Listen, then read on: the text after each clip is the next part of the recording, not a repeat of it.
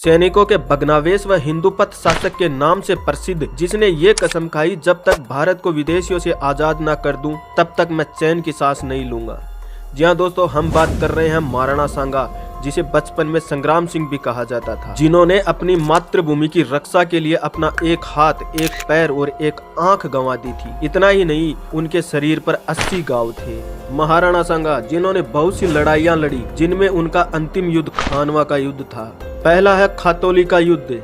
1517 और 18 में दिल्ली के सुल्तान व महान मेवाड़ी शासक राणा सांगा के बीच में खातौली यानी बूंदी में युद्ध हुआ, जिसमें सुल्तान बुरी तरह से हार गया था।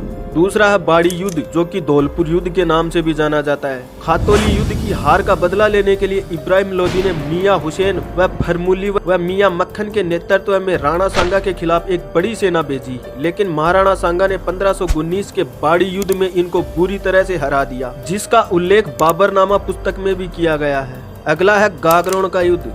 मालवा के शासक महमूद खिलजी द्वितीय तथा राणा सांगा के बीच में युद्ध हुआ, वो भी 1519 में, जिसमें खिलजी द्वितीय बुरी तरह से हार गया। इस हार के बाद खिलजी को राणा सांगा ने बंदी बना लिया और उसे 6 माह तक बंदी बनाए रखा। 6 माह के बाद एक शहजादे को जमानत के तौर पर रखा और खिलजी को छोड़ दिया गया। इसका जिक्र निजामुद्दीन अहमद की पुस्तक तबकात अकबरी में भी वर्णित है।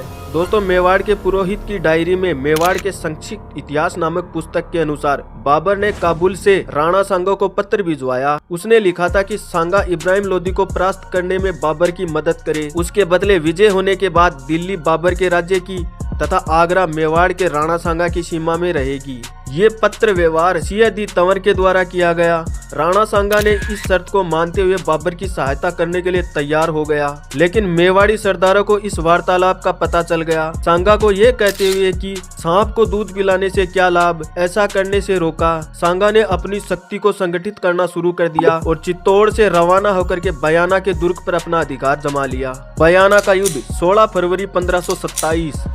दोस्तों, पानीपत के प्रथम युद्ध में जो 21 अप्रैल 1526 में बाबर व इब्राहिम लोदी के बीच हुआ था, बाबर की सेना लोदी को हरा करके वापस दिल्ली जा रही थी। तभी बयाना, जो कि भरतपुर में है, राणा सांगा ने उन पर हमला कर दिया। बाबर के सेनापति मेहंदी ख्वाजा व राणा सांगा के बीच में भयंकर युद्ध हुआ। युद्ध में मुगल सैनिकों की बुरी तरह से हार हुई और सैनिक डर कर भाग गए। इस युद्ध में राणा सांगा की एकतरफा विजयी हुई और बयाना के दुर्ग पर अपना कब्जा कर लिया। बाबर राणा सांगा के इस कार्य के लिए राणा सांगा को सजा देना चाहता था, लेकिन मुगल सेना में राणा सांगा का डर कायम था और मुगल सैनिक राणा सांगा के खिलाफ जाने को तैयार नहीं थे। ऐसे में बाबर ने अपने सैनिकों से कहा, तुम सभी मेरे शराब पीने के कारण परेशान रहते हो। अगर तुम मेरा युद्ध में साथ दोगे तो मैं कभी भी शराब नहीं पीऊंगा। सैनिकों ने ये कहते हुए मना कर दिया कि हे बादशाह, तुम चाहे शराब पीवो या ना पियो, लेकिन हम तुम्हारे साथ मरने के लिए वहाँ नहीं जाएंगे। फिर बाबर ने सैनिकों से कहा, मैं मुगल व्यापारियों के ऊपर लगने वाला तमगा कर हटा दूंगा। वह जीतने के बाद सभी सैनिकों को एक एक चांदी का सिक्का दूंगा। मुगल सैनिकों ने फिर से बाबर को जवाब दिया, हे बाबर, तुम व्यापारियों के ऊपर कर हटाओ या मत हटाओ, यदि युद्ध में हम तुम्हारे साथ जाते हैं तो मरने के बाद हमारे ये सिक्का किस काम का है। अंत में उसने सभी सैनिकों को इसे जिहाद युद्ध यानी धर्म युद्ध बताते हुए सभी से कुरान को छू करके खुदा का नाम लेकर के कसम खाओ कहता है कि या तो हम फतेह करेंगे अन्यथा जंग में अपनी जान दे देंगे। बाबर के इन शब्दों ने मुगल सैनिकों में एक नया उत्साह भर दिया और मुगल सैनिक युद्ध के लिए तैयार हो गए।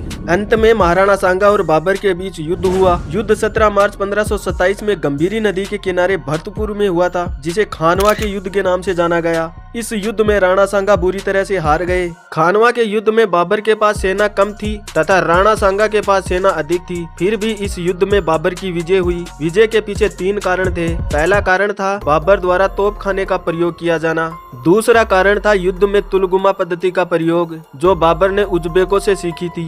तीसरा कारण सलदी तंवर, जो पहले राणा सांगा के विश्वास पात्र सैनिक थे, वह नागौर के खानजादा युद्ध के अंतिम दौर में बाबर से मिल गए थे। इस युद्ध में राणा सांगा पूरी तरह से घायल हो चुके थे। राणा सांगा को पालकी में बसवा यानी दौसा ले जाया गया। यहाँ उनको होश आया और वह पुनः युद्ध स्थल पर जाने के लिए तैयार हो गए। जब सांगा को युद्ध का हाल का पता चला तो उसने बाबर को हराने की शपथ लेते हुए योजना बनाने के लिए इरीच नामक गांव में पहुंचे। इरीच में उसके साथियों ने देखा कि इस बार हम अगर बाबर से युद्ध करते करते हैं तो हमारा सर्वनाश निश्चित है। अतः उन्होंने मिलकर कालपी नामक स्थान पर सांगा को विष दे दिया। विष के कारण 30 जनवरी 1528 को कालपी में ही सांगा की मृत्यु हो गई। खानवा का युद्ध भारत में इतिहासकारों के अनुसार एक निर्णायक युद्ध था। इस युद्ध में बाबर की विजय से भारत में मुगल वंश की नींव रखी गई। इस विजय के बाद बाबर ने अपने हताहत शत्रुओं की खोपड़ियों को बटोरकर एक मीनार खड़ी कर दी। इसको गाजी, हिंदू धर्म पर बिजली गिराने वाला, काफिरों का वध करने वाला आदि उपाधि धारण की। दोस्तों यही थी राणा सांगा की कहानी।